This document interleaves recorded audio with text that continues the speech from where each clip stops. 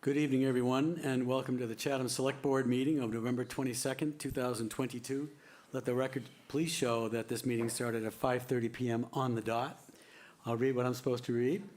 Pursuant to Governor Baker's July 16, 2022 signing of an act relative to extending certain COVID-19 measures adopted during the state of emergency, including the extension of his March 12, 2020 order suspending certain provisions of the open meeting law, General Law, Chapter 30A, Section 20, until March 31st, 2023, this meeting of the Chatham Select Board is being conducted via in-person and remote participation. Every effort will be made to ensure that the public can adequately access the proceedings as provided for in the order.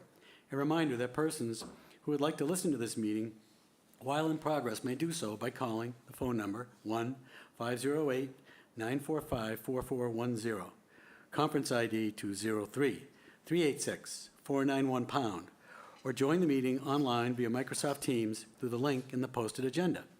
While this is a live broadcast and simulcast on Channel 18, despite our best efforts, we may not be able to provide for real-time access.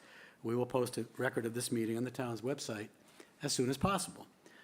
Good evening, everyone. And our first order of business is a roll call. I'll start with Mr. Nicastro. Present. Ms. Davis. Present. Mr. Shell. Present. Mr. Metters. Present. And Mr. Dykens is present as well. Next order of business are the minutes of November 15th, 2022. A motion to accept. Approve. So moved. Second. In a second. Comments, edits, suggestions? I see Mr. Nicastro's hand up. Thank you, Mr. Chairman. Just one on page 3, the motion in the middle of the page, it says motion by Jeffrey Dykens, second by myself. I thought that the order was reversed, Shauna. I did not check the tape, so I thought I had offered the motion and that Jeff had seconded, but I could be wrong. That's my only Okay, thank you, question. Mr. Nicastro. Thank you. And again, Mr. Shell, thank you for your comments prior to the meeting. Anybody else? Okay, let's take a vote. Mr. Metters? Aye. Yep, Mr. Shell? Aye. Ms. Davis? Aye. Mr. Nicastro? Aye. And the chair says aye as well. Next item of business is public announcements and agenda item requests. We have, I believe, at least one public announcement that I'm aware of. Justin Tavano, please, come on up to the microphone.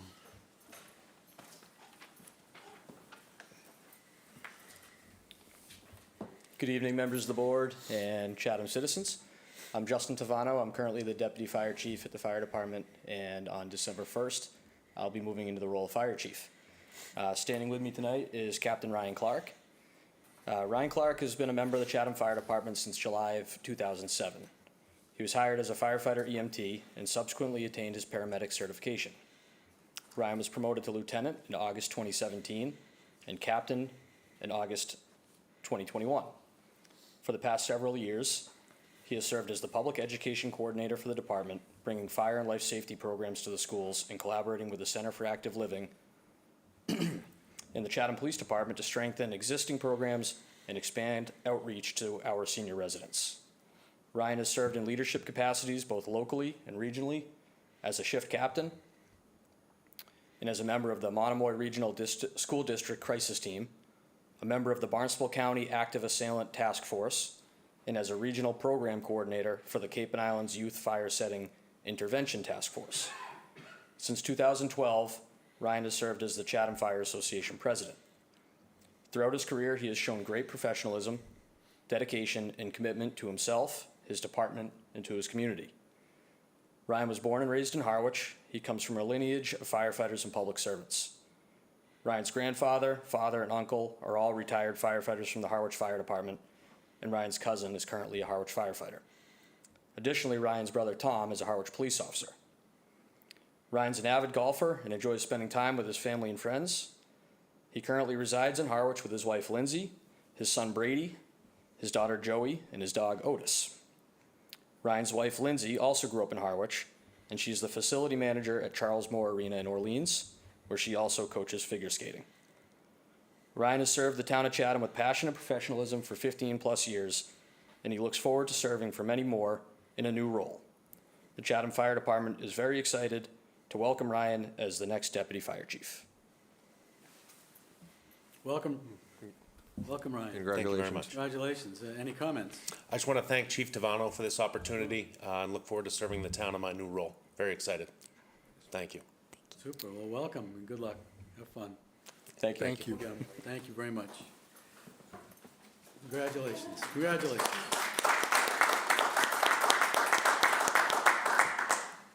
Okay, any other public announcements, either here and/or online? I see none online or here. How about agenda item requests from the public and/or the board? Any agenda item requests from the select board? Everybody good? Okay.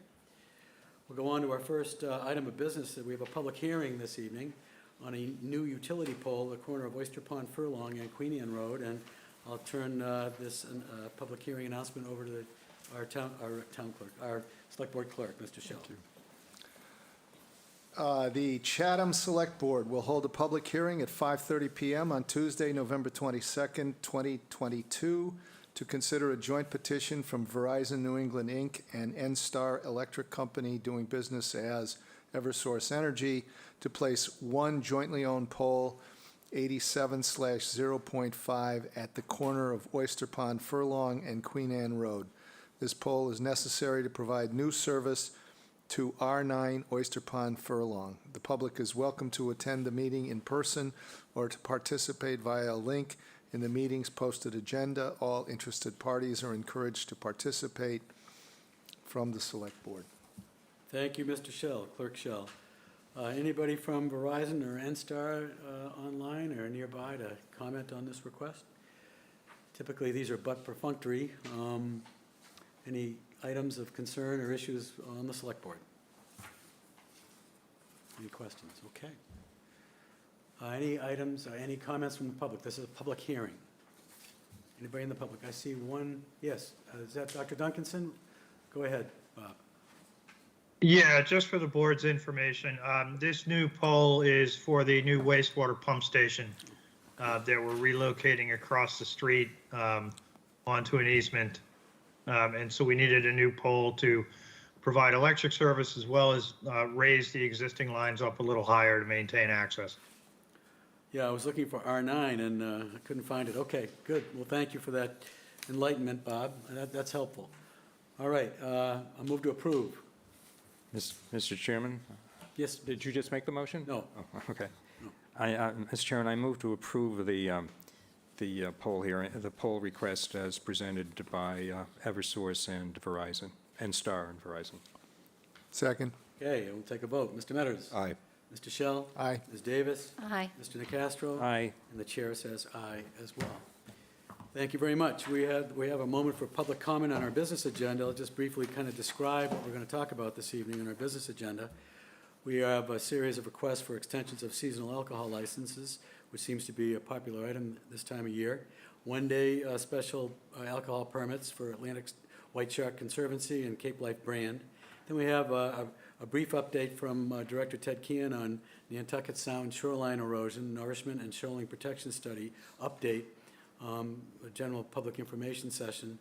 And then our town manager's report by Joe Goldsmith for October, and then we will go into executive session thereafter with no return to open session. So, any comment online or in the public here at present on our business agenda this evening? I see none online and none present. Okay, so we'll go on to the first item on our business agenda, consider requests for extensions of seasonal alcohol licenses, and I'll turf this to Shauna Neely, our licensing agent. Shauna. Yes, it's very typical of this time of year. We have 4 seasonal licenses requesting extensions beyond November 30th, which is allowable under state law and our local regulations. One note on the agenda, misdated. Captain's table is request is through December 31st, 2022. Right, thank you. Good catch. Okay, any questions on the extension request? So I'm surprised to see that Pates and the Cut, they have a seasonal liquor license. So are they going to close for the balance of February and March until They will be April? closed Okay. January 15th through April, well, March, February. yeah. March 31st. The whatever. right, reopen Okay. on April 1st. All right, thank you, Shauna. Mr. Nacastro. I'm going to offer a motion. I did have a question about the Chatham Cut. So did they originally apply for a seasonal license? The license that was at that location was the one for it was out beer and wine for the pizza. It transferred to another entity when the New England Pizza moved locations. Yeah, right. So there was no annual all-alcohol license available. Okay. Okay, thanks. Mr. Chairman, I move to approve the extensions of seasonal liquor licenses for Pate's Restaurant through January 15th, 2023, the Chatham Cut through January 15th, 2023, Bistro on Main through January 15th, 2023, the Captain's Table through December 31, 2022. And a second, please. Thank you. Second. Okay, we'll take a vote. Mr. Metters? Aye. Mr. Shell? Aye. Ms. Davis? Aye. Mr. Nacastro? Aye. And the chair says aye as well. We have a consideration of special one-day alcohol permit applications, Atlantic White Shark Conservancy, on December 1st, from 5:30 to 7:30, and it looks as though we have Mary Ann online, would like to speak to it. Mary Ann? Yes, thank you for having me this evening. You bet. We are hosting a end of the field research season wrap-up party. And so we are working with Devil's Purse and Truro Vineyards to serve alcohol at that event. And we have a tip certified server who will be working to distribute that. And Mary Ann, what's your role?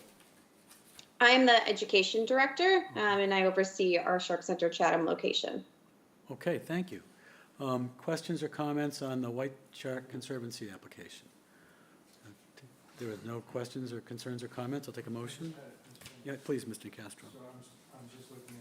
Just looking at the application, so the application indicates the wholesaler is Colonial Beverage, but Mary Ann just mentioned Devil's Purse. Is that the same? No, they can receive donations as a nonprofit from. Okay, okay, well, thank you. I move approval as requested. Second. Thank you very much. Okay, Mr. Metters. Aye. Mr. Shell. Thank you. Aye. Ms. Davis. Aye. Mr. Nacastro. Aye. And the chair says aye. You have your approval, Mary Ann. Thank you.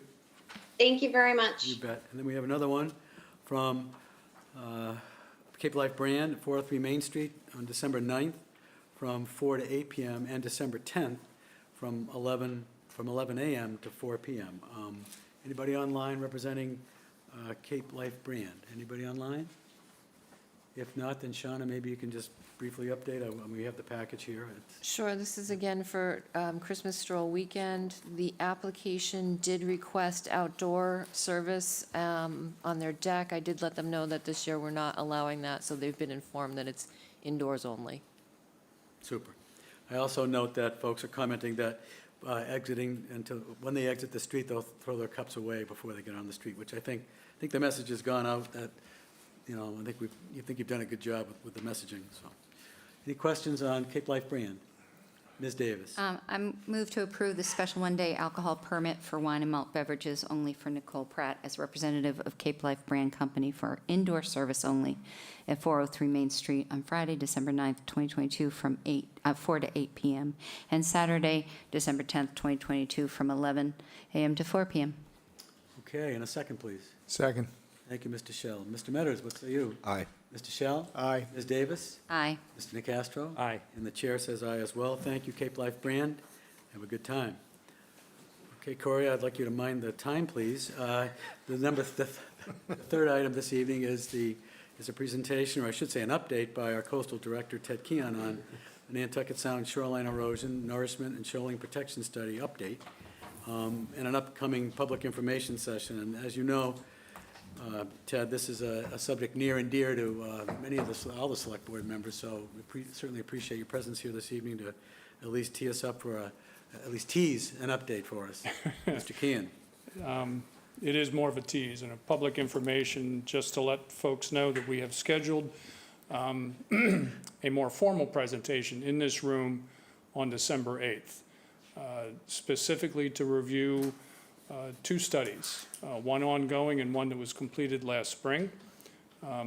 The one that was completed is something that the board had requested and authorized the town to undertake, which was to look at our ongoing erosion issues along Nantucket Sound, primarily the public beaches stretching from Cockle Cove through Hardings Beach.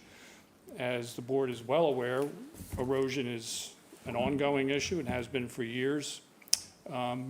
And while the board supported the policy of providing beach nourishment for the purpose of building the beaches, typically we do nourishment as a side byproduct, if you will, of our navigation efforts, dredging efforts.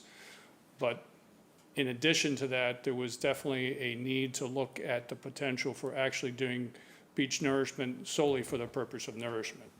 So given that sort of policy directive, the board was quite interested in knowing, are there alternatives, usually a structural approach, groins, which are the rock structures to slow down erosion, or other means that might be implemented to reduce the losses and frankly reduce the costs of a nourishment program.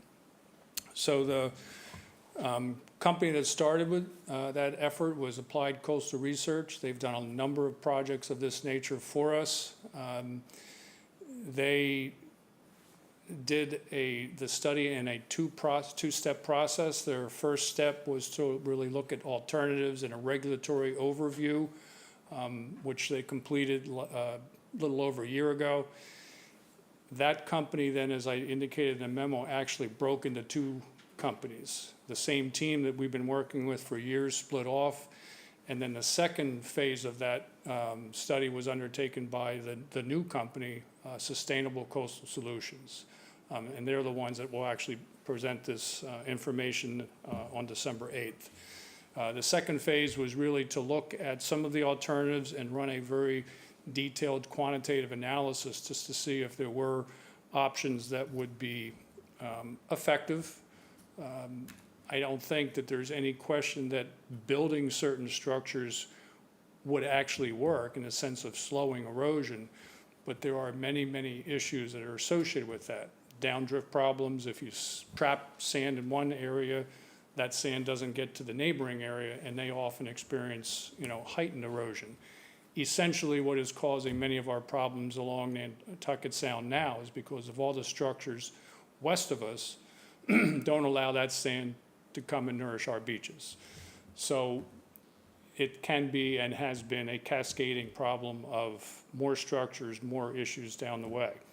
Anyway, I don't want to get into the technical details. I'd be happy to answer some general questions because that will be the presentation in a couple weeks.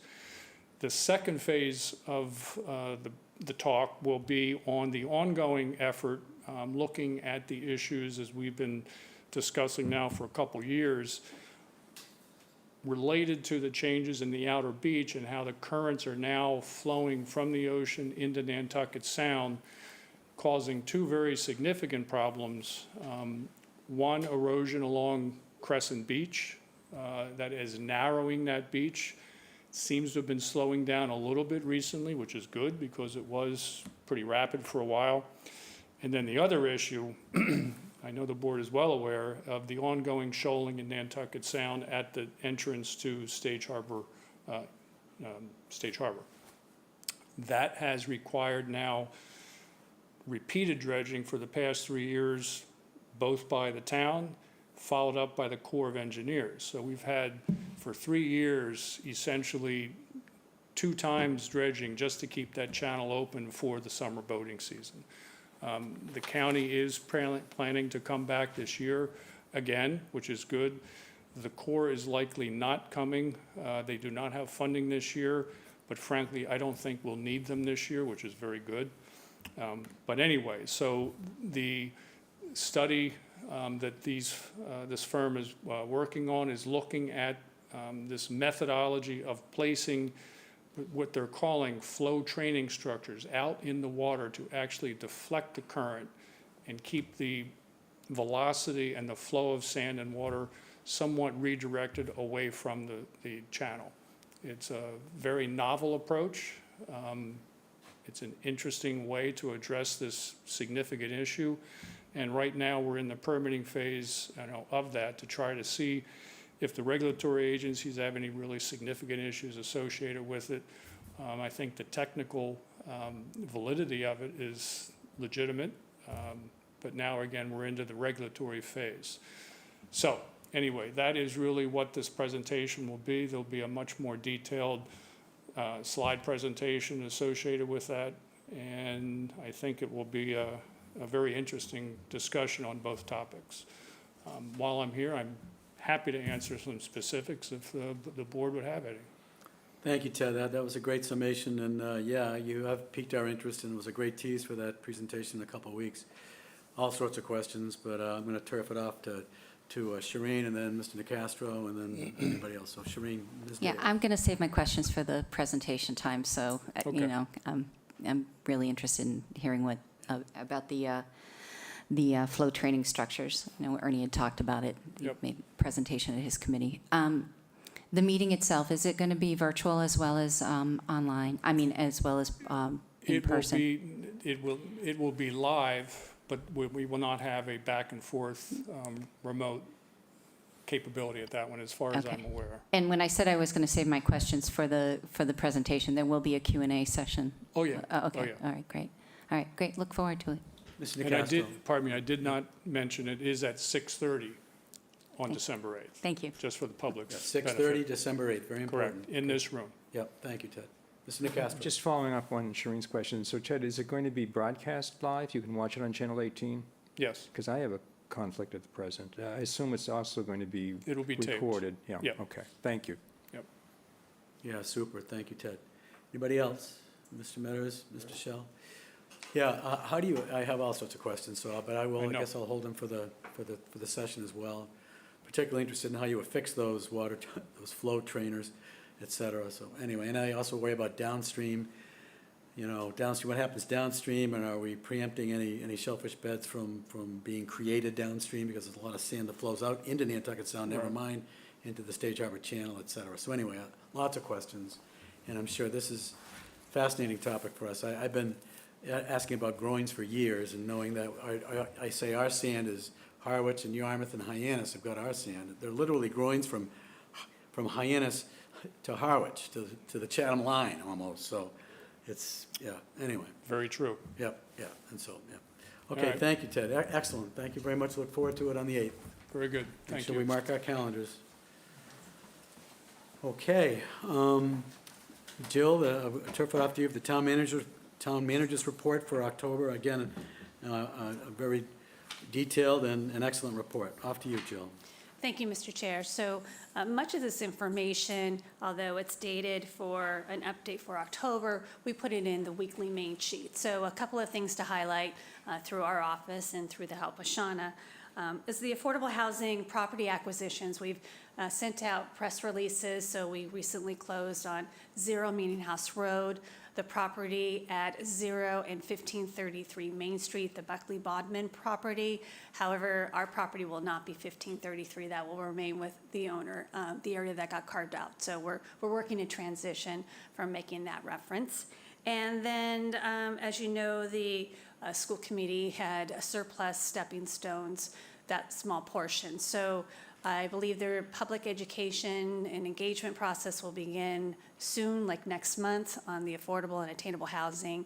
And again, the diocese property is 100% affordable, and that was acquired through the trust, for which you are members, including Representative Bean and Megan as well. So more to come on that. So exciting news for that. And then keeping with our social infrastructure, I know you're going to do your goal setting session next week, but we're providing weekly updates, or as frequently as possible, on the Dr. Florence Selden Family Support Preschool Program. I'm very excited to have 8 providers, possibly 1 more coming, and then 23 children enrolled, and that's for this fiscal year. We voted that as a warrant article, so any remaining balances can carry over into the next fiscal year, and we'll have a discussion about replenishing those funds as well as the child care voucher program funds as we get into our budget cycle. And you have soon-to-be Fire Chief Tavano here with Deputy Chief Ryan Clark announcing the promotional ceremony, and that's going to be on November 30th.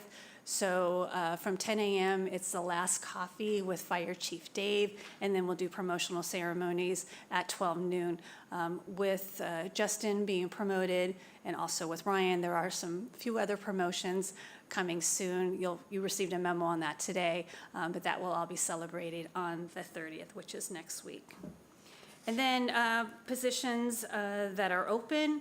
including new hires. That's Jonathan Bennett, who's our heavy equipment operator, and then the employees' years of service for December. And as you'll see, our town clerk, Julie Smith, has been here 28 years, so it's quite an accomplishment and a lot of longevity as we move through the listing there. And then as we have in our regular, before I go there, and then we have our featured job of the week, and that's the administrative assistant position in the town manager's office, also helping Megan in HR, and that is soon to be Shauna's former position. So we're looking to get that filled, and the first review of candidates will be on November 30th.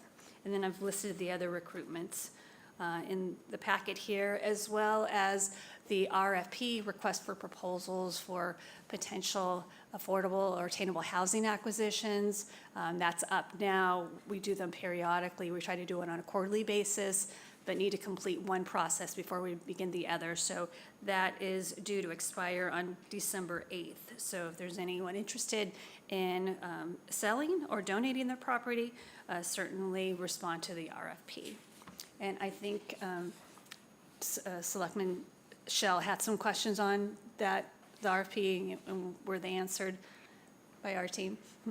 Yeah, I did. I had a good conversation with Katie Donovan today. I think the main one, and I would really strongly recommend deletion of the third paragraph of the request for proposals the next time it goes out. My thinking there is that a potential partner for the town may be put off by being subjected to the contingency of the town being able actually to find and get into a relationship, contractual or whatever, with a developer and move past the point of the seller of the property really having any interest in the process. And I was concerned that could put potential people that would otherwise be interested off because of that contingency. So I would strongly recommend that come out. Happy to discuss that with town council if necessary. And then my other thought was, and I think more or less, and by the way, with respect to that, Katie did say, which was evident in our acquisitions of the other two, of Meeting House Road and Main Street, that that provision was not, it was effectively waived, which means it really doesn't have any effect, but it's there potentially to scare somebody off in prospect. And then I just simply said I thought that it would be good if we could, as close as possible, have kind of a standing RFP for affordable housing property, which would give us an umbrella under which to negotiate, seek properties, do whatever we want to do. So that was the conversation. Thank you, Jill. Yeah, great, all great points. Yeah, thank you, Mr. Shelley. I think that when I read it again, it could potentially have a kind of a chilling effect, so I get your point. Mr. Nicastro. Thank you, Mr. Chairman, and thank you, Jill. I just really want to commend Jill and her team on two fronts. First, with respect to the acquisition of these properties, I know we were all involved, but the hard work was done by Jill, Shauna, and Katie. And I hope I'm not leaving anybody out, but I appreciate that, what was done. And also, the appointments that have been announced and upcoming in the public safety departments, fire and police, I think it's really fantastic that we're able to promote from within. And I think we have some really high-quality people going into these upper-level positions, and I commend you, Jill, for that. Thank you. Yeah, thank you, Mr. Nicastro. Great comments. Any other comments? Mr. Metters. Thank you, Mr. Chair. I mean, I very much appreciate these reports. I mean, obviously, we got the highlighted topics. We kind of, we review the goals that we've been able to achieve as a group team. The staffing. There's a lot of data that's in here that some people might find boring, but it's good to understand the inner workings of the town. There's a lot of great. I mean, this really is an important tool for us. And anyone who takes the time to really look through it to understand what we are going through on a daily basis. So I thank you. I thank the staff for putting this together. because it is beneficial. I'd also like you guys just to bear with me, because I want to read a little excerpt or something, because, there's all the items that we've highlighted. There's all the data that's out there. But one small, in the page 30, 31, that I wasn't aware of until I read this. I think worth is for me, just, humor me, I'd like to read this because I was very pleased to hear this information. It's a small little piece of the puzzle that makes things, makes us proud to be in the community that we're in. So just bear with me a second. So this comes in the police department's report, starts on page 30. On October 26, 2022, an award ceremony was held at the Joseph Moakley Courthouse in Boston. Law enforcement officers from across the state were recognized for their excellence in the field. One of the awards given was the Excellence in Community Outreach and Prevention Award from the Berkshire and Cape and Island County, quote, Project Safe Childhood Education Series. In March of 2020, due to the COVID-19 pandemic, Massachusetts schools abruptly halted all in-person learning and went fully remote. At that time, children from kindergarten through high school began spending hours each day online, both supervised and unsupervised, while parents struggled to both work from home and assist their children with their education. As the school year progressed, the office began receiving calls from schools and local law enforcement regarding the dangers these children were facing online. Parents from across the country were reporting exposure to inappropriate content and sexual predators, capitalizing on new opportunities to have contact with children through social media and other platforms. The Berkshire and Cape and Island offices were quick to join with federal partners to revamp the educational outreach model by going online. In 2021, almost 700 community partners and parents were reached. Presentations were offered on internet safety and commercial sexual exploitation of children, which brought awareness to crimes being committed by those who seek to hurt children and gave strategies to ameliorate the risk of parents, students, and professionals during times when most everyone had to be online. Project Safe Childhood relies upon the ongoing efforts and relationships between law enforcement agencies, schools, advocacy organizations, and others to protect and defend children from exploitation and abuse. The award recipients have demonstrated an ongoing commitment to keeping children safe. The award recipients were also recognized for their hard work and dedication to work collaboratively to keep pace with those who seek to harm a child. Chatham Police Sergeant and School Resource Officer William Massey received this prestigious award. So I'd like to thank him, and I know that the feeling that we have this type of resource in our community, working for our towns and our kids. So I'm very thrilled to see this news. So. Thank you, Mr. Meadows, for bringing our attention to that. That's great.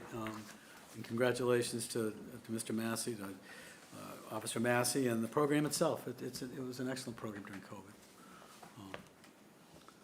Okay, any other comments on the, I echo all the sentiments and comments that have been articulated this evening on both the efforts on affordable housing by our staff and the putting together of this package by our staff. And I know it is posted online, is it not? It is, all the time. yeah. So interested citizens want to take a good gander at the activities and all the various committees and the workings of our staff. It's a great resource. Any other items to be brought forward? That's it for our formal agenda this evening. We are going to go into executive session.